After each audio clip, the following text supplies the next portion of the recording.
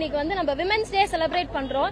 வருஷம் women's day March 8ஆம் தேதி ஆனா வந்து ஒரு பெரிய செலிப்ரேஷன். அன்னைக்கு மட்டும் பொண்ணுங்களை செலிப்ரேட் பண்றதுன்னு சொல்லிட்டு ஒரு ஆபீஸோ காலேஜோ எந்த இடத்துல வேலை செஞ்சாலும் எல்லாமே நடக்குது. அன்னைக்கு ஒரு நாள் இந்த செலிப்ரேஷன் அப்படின்றதெல்லாம் தாண்டி டெய்லி அந்த பொண்ணுங்க வந்து வேலைக்கு போறாங்க, குடும்ப கஷ்டத்துக்காக தான் போறாங்க வராங்க, அவங்க பேஷனுக்காக போறாங்க. சோ அதுக்கு வந்து ஒரு பாதுகாப்பான ஒரு சூழ்நிலையை கொடுத்தா அந்த ஒரு விஷயம் எவ்வளவு நல்லா இருக்கு. இந்த ஒரு நாள் செலிப்ரேஷன் வந்து எங்களுக்கு பெருசே கிடையாது. உண்மையில கேட்டு பாருங்க, இந்த ஒரு நாள் செலிப்ரேஷன் எங்களுக்கு முக்கியமானு கேட்டா கிடையாது. எங்களுக்கு தேவை டெய்லி ஒரு நல்ல பாதுகாப்பான ஒரு சூழ்நிலையில போகணும், வரணும், வேலை செய்யணும். நீங்க எத்தனை பேர் வீட்டுல பெண் குழந்தைங்க இருக்கோ கேளுங்க. நம்பி ஆட்டோல அனுப்ப முடியுதா? நம்பி ஸ்கூலுக்கு அனுப்ப முடியுதா? எல்லா இடத்துக்கும் பயம். நம்ம கண்ணுக்குள்ளாரே பெண் குழந்தைங்களை வச்சுக்கணும் அப்படின்ற மாதிரியான ஒரு சூழ்நிலையில இருக்கும்.